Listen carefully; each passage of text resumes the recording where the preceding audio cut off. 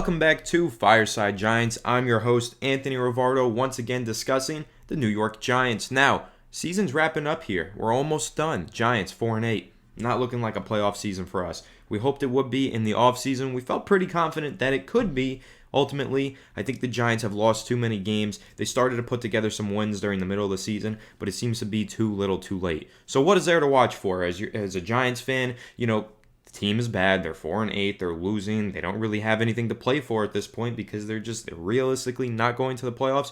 What is there to watch for? Well, who are we watching on this team? I think that there's at least 5 players to be excited to watch for the rest of the season to keep you tuned in, keep you plugged into your television, keep you watching and digesting your New York Giants content. These 5 players are who I am excited to watch for the rest of the season.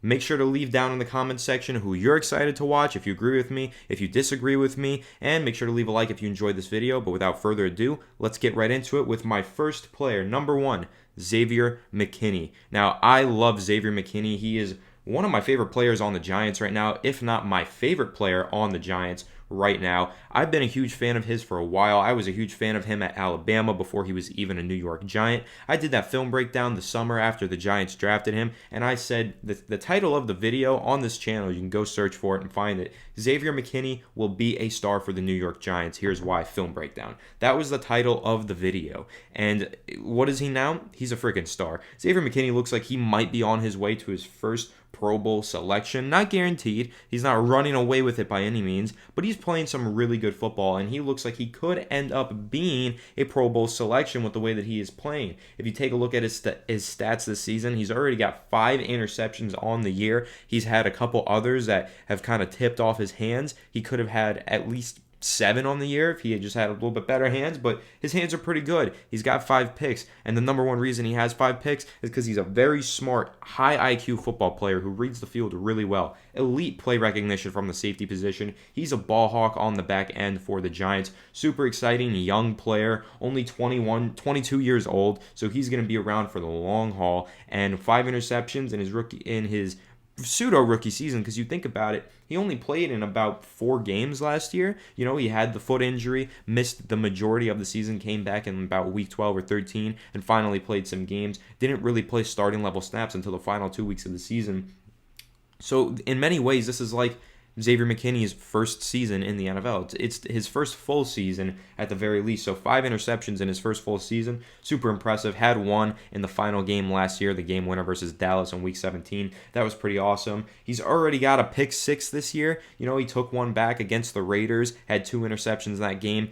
Then he had another 2 interception game a few weeks later. He's had two interception games, totaling 5 interceptions on the season. And that's really awesome. I mean, that's the number that just stands out when you look at Xavier McKinney. 5 picks on the year in 13 weeks. Really awesome stuff. But he's also combined for 67 total tackles and 1 tackle for loss. 9 passes defended. He's broken up 9 passes. He's balling out, in my opinion, and he looks like one of the best young safeties in the NFL, if not the best young safety in the NFL. I mean, this is something that we knew he was going to be. We saw this coming when he was in college. I mean, he was always super high IQ, very smart defensive player, and that's really what he's proving to be here. He's maybe not the most athletically gifted, not the fastest player on the field, but many times he's one of the smartest players on the field, and being that smart on the field is really what's translated to much of his success in his sophomore season. So I'm super excited to watch Xavier McKinney for the rest of the year. I want to continue to watch him because he's exciting. He's actually a really good player that plays for the Giants, so I'm excited to watch any really good player for the Giants.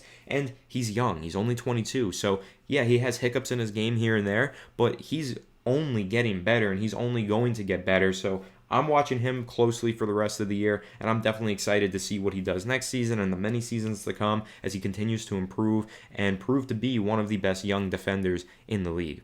Now, next player that I want to dive into is another very young defensive player, Aziz Ojulari, rookie season. Another guy that I was a huge fan of before he was even on the Giants, right? Another player that I loved in the pre-draft process.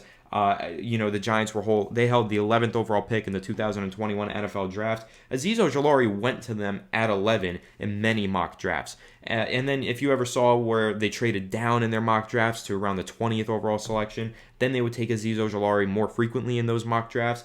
And everyone was like, wow, that would be a perfect pick for the Giants. He's a perfect scheme fit, Georgia product, really great pass rusher. Giants need a pass rusher. Aziz Ojulari makes a lot of sense for the New York Giants.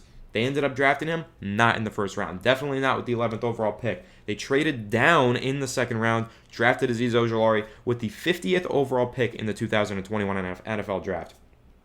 Aziz Ojulari was not only a top 50 prospect in this class, I think he was a top 20 to 25 prospect in this class. He was a very talented player coming out of Georgia, and he's already proven to be. He's broken the New York Giants rookie sack record, 6.5 sacks on the year, and it honestly feels like he's just getting started because, you watch him play, there's games where Aziz just kind of disappears, and that's typical of a rookie edge rusher, but there are games where they just can't contain him. Like against Carolina, he had 8 total pressures in that game, and 6.5 sacks on the year, a very impressive number for a rookie edge defender. And I think that Aziz Ojulari is one of the most exciting young players on the New York Giants. I'm thrilled to watch him, just improve week after week, year after year, and be a long-term building block for the Giants at the edge rusher position. I know many fans are saying, oh, we get a top 5 pick, we have to go for Aiden Hutchinson in the draft. I would love that, but I would love that because you're pairing a top 5 pick of an edge rusher with Aziz Ojulari, and in my opinion, you have 2 first-round edge rusher talents playing opposite of each other, and that's going to spell trouble for opposing offensive tackles and obviously opposing quarterbacks. And I think that's a great idea. I would love to see that happen. So Aziz Ojulari, young player, I'm just excited. Final 5 weeks of the season or whatever it is now, I'm excited to see Aziz Ojulari play just because he is a young player once again like Xavier McKinney that is playing really well, and I'm excited to see him continue to build on that and finish the season strong so we can go into next year knowing that we have Aziz Ojulari, Xavier McKinney stepping back onto the field for the Giants and hopefully building a very strong foundation for this defense going forward. Super young player, love the way that he plays, very speedy, a lot of bend around the edge. Love Aziz Ojulari. I think he's probably turning into one of my favorite players on the Giants, just like Xavier McKinney.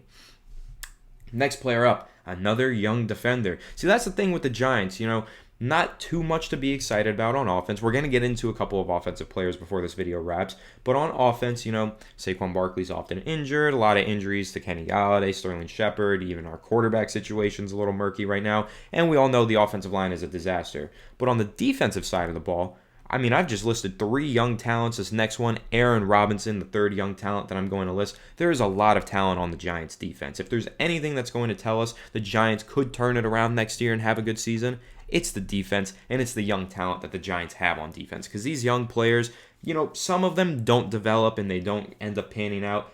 I think all 3 of these guys that I'm listing are going to develop, become better players than they already are, and they're already pretty damn good players. So, next one, Aaron Robinson. He's only played since about week 8. He was dealing with a lot of injuries early on in the season. The Giants, in the 3rd round, decided to trade up to acquire Aaron Robinson out of UCF. Nickel corner, plays on the outside as well. Very aggressive, man-to-man guy.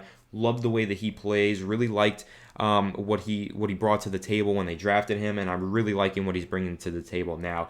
He started playing in Week 8, but only played 9 snaps, then 7 snaps the following week. Week 11, he went up to 22 snaps, and Week 12 is where he really started to see an increased presence on the field. Played 67% of the Giants' defensive snaps, and now the latest game, Week 13 versus the Miami Dolphins, he played 100% of the team's defensive snaps. So that means that he wasn't only playing the nickel, he had to also be playing outside. So of course, that came because Adoree Jackson was injured, did not play in Week 13 versus the Dolphins, so that opened things up for Aaron Robinson to have a much larger role in the game plan. But I think that he delivered. I thought that he played pretty well. He had 7 combined tackles, 1 pass defended. He had 2 passes defended versus Philly last week. I think that he's a pretty good young player. Once again, love the way that he plays, love how physical he is. Right now, he has a 67 overall PFF grade. Take that with a grain of salt, PFF. But that's a pretty high score on their metric, on their grading scale. That is above average, especially for a rookie defensive back to be doing that. 67 overall grade is pretty solid. So far, he's allowed 5 receptions on 8 targets this year for only 48 yards, only 9.6 yards per reception. That's a pretty good number. And of course, the 2 passes defended. Sorry, that was last week's stats. 5 receptions on 8 targets. So, the Dolphins, they targeted him 8 times. That's quite a bit. Philly targeted him 6 times. He only allowed 1 reception. So on the year, he's at 16 targets, 7 receptions, only 80 yards, which is 11 yards per reception. Pretty low for a cornerback. Cornerbacks, sometimes you'll see that number up towards 15. And 2 pass breakups all in the season. Pretty good stuff. He's only allowing a quarterback grade of 59.4. Pretty good number right there. He's grading out pretty well, Aaron Robinson. I like what he brings to the table. Love his physicality. Love that he gets involved in the running game, or at least tries to. He's got 9 tackles on the year, and he's really only played his starting level snaps in 2 games. So I really like that right there. Just love the way he plays. Think he's going to be a nice, young, foundational piece for the Giants, just like Aziz, just like Xavier McKinney. I think those 3 players could be premier players that the Giants build around on defense going forward for years to come. So Aaron Robinson, definitely keeping an eye on him for the rest of the year, especially as his role continues to increase. Not sure when Adoree Jackson's going to be back. Aaron Robinson could continue to play starting level snaps, continue to be on the field at all times. And when he's on the field, I've got my eyes invested into him. I want to see how he's doing, watch how he's playing, and make sure that he is a player that is developing nicely towards the end of the season and could potentially be a starting level player for the Giants next year. So now let's flip over to the offensive side of the ball. We're going to go over 2 players quickly before we jump out of this video.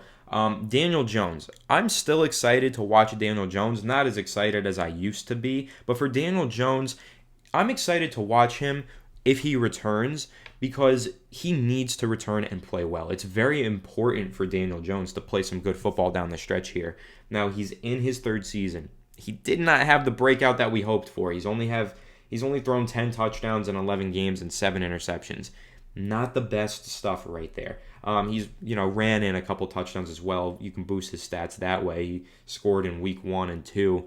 Rushing the ball, so he's got 13 total touchdowns in the year in 11 games. So it's still not the best metric, 10 in 11 games. So not the best metric right there. The touchdowns, Danny Dimes, not exactly throwing dimes every single game. However, I'm still excited to watch him for the simple fact that he probably has a little bit of a fire under his ass. He's probably a little extra motivated to finish the season strong. He's got this neck strain. They're thinking that he might be able to come back after the Chargers game. And if he does, he has to play well. Simply put, the Giants are in position where they have 2 first-round picks. They can go out there and get a quarterback. They're also in position where Russell Wilson wants to play for them. They can go out there and trade for Russell Wilson. Daniel Jones comes out here for the final 3 games of the season, let's say, throws 15 touchdowns in that span. Then you're thinking twice. You're saying, okay, maybe we should just build around Daniel Jones for the future. It's really important for him. This whole season was important for him. Unfortunately, a lot of things held Daniel Jones back. Many, many injuries on offense, horrible offensive line play, terrible play calling and offensive scheme by Jason Garrett, Freddie Kitchens as well, not really getting the most out of Daniel Jones or the rest of the offensive players. Just been a bad break for Daniel Jones in year 3. Hasn't been able to prove himself as the franchise guy. But hopefully in these final games, I'm still excited to watch him play. I love watching mobile quarterbacks. He brings good passing and good rushing, which I appreciate. But for Daniel Jones, it's just a very important final stretch of the season. If he can play well, string together 1 or 2 wins, that might go a long way for a new general manager stepping in, inheriting this roster, looking at Daniel Jones and saying, I like the way he played down the stretch. Maybe we should keep him around. But if he plays really poorly, maybe the general manager looks at him and says, he hasn't had a good career so far. Let's trade him, see what we can get for him. Or let's just use him as a placeholder for when we find our next quarterback. So it's going to be important for Daniel Jones. I'm excited to watch him play. Final player that I want to get into, Kadarius Tony, number 5 on my list. Kadarius Tony would be number 1 on this list if he were healthy. I love Kadarius Tony. He is one of my favorite players on the Giants right now. His last name is Tony. My name is Tony. I'm going to get a Tony jersey. Even if he gets traded next year, I'll still wear the Tony jersey because my name is Tony, so it's cool, right? Giants jersey with a Tony on the back. So far, in 9 games he's played in, he had a couple games where he just got a ton of targets, played really well. You look at the Dallas game, 13 targets, 10 receptions, 189 receiving yards. Monster performance. Haven't seen much of him since then. 3 targets versus the Rams. Those all came in the first quarter. 36 yards right there. Instantly got injured. twisted his ankle. Comes back in week 8, 5 targets, 4 receptions, 26 yards. Not that crazy. Plays against the Raiders, 1 target, 1 reception, 9 yards. Barely involved in the game plan. Tampa Bay, 12 targets, 7 receptions. Very involved in the game plan, only 40 yards. Primarily used as a gadget player. A lot of screens. Weren't really using him well. 3.3 yards per target. Not a good stat. And I blame Jason Garrett for that. You can blame Kadarius Tony because he hasn't been able to stay healthy. But early on the season, when he was healthier than he is now, he still wasn't being utilized properly. I mean, the Giants just weren't throwing him the ball much. Jason Garrett just didn't seem to know how to use him, and I think that held Kadarius Tony back just as much as his injuries did so far this year. So not exactly ideal for Kadarius Tony in his rookie season, but he had some games and he had some moments that really showed you this kid is talented. He's very special. He has a lot going on. Even you look at the New Orleans game, 9 targets, 6 receptions, 78 yards, a bunch of broken tackles in that game, if you recall. He has shown that he has immense talent on the football field. It's just up to the Giants to utilize him properly, and it's up to Kadarius Tony to stay healthy. If he can finally get healthy, I would love to watch him finish the season strong, play a few more games, get maybe one more game where he has 10 plus targets and has a real monster performance. That would be exciting. Great way to end the year and keep us excited tuning into Kadarius Tony next season. So Kadarius Tony, again, another player that I was really high on in the pre-draft process. Loved his ability to run with the football in his hands, create yards after catch, and always thought that he was a very underrated route runner. Not the best route runner, by any means in that draft class. Gave that nod to Rashad Bateman, very close with Devontae Smith. However, Kadarius Tony, underrated route runner. A lot of people were saying, he can't even run routes. No, he can. He's way too explosive not to be able to run routes. We saw him put Trayvon Diggs in a blender versus the Dallas Cowboys in Week 5. He can run some very good routes. It's just up to the Giants to put him in position to run those routes because recently they've just been having him run screens and a bunch of curls. And, they just got to get him with a more expanded route tree, have him running some better routes, and letting Kadarius Tony get loose and play a pretty good offensive game. So if he's able to get healthy, if he's able to play any more games this year, I'm going to be thrilled to watch him on the field. I think he's arguably the most exciting player on the Giants just because of the explosion that he brings and the yards after catch ability that he brings to the table. I think that makes him arguably the most exciting player on the Giants. So I'm excited to watch him play if he does get another opportunity to play this year. However, he might not. A lot of injuries piling up on this Giants team. We lead the league in injured reserve. It's the only statistic that we lead the league in. So take that for what you will. It's been a really tough year for the Giants. But at least we have these 5 players to watch finish the season for the Giants. And of course, we've got a very exciting offseason ahead of us if you're looking that far ahead. Of course, we're going to have daily content, as always, on Fireside Giants, breaking down the Giants players, breaking down the games, and of course, breaking down the offseason extensively. Going to really dive in. Take a look at pretty much every draft prospect that you guys are interested in, pretty much every draft prospect that we are interested in, anyone that makes sense for the Giants, and free agency will have that fully covered. So make sure you stay tuned to Fireside Giants. If this is your first time tuning in, make sure to hit the subscribe button. If you're already subscribed, ring the bell so you do not miss a video. Leave a like if you enjoyed this video. Of course, please comment down in the comment section below which top 5 players are you excited to watch for the remaining games for the Giants this season. And of course, thank you so much for tuning in to Fireside Giants once again. Have a good one, and let's go Giants.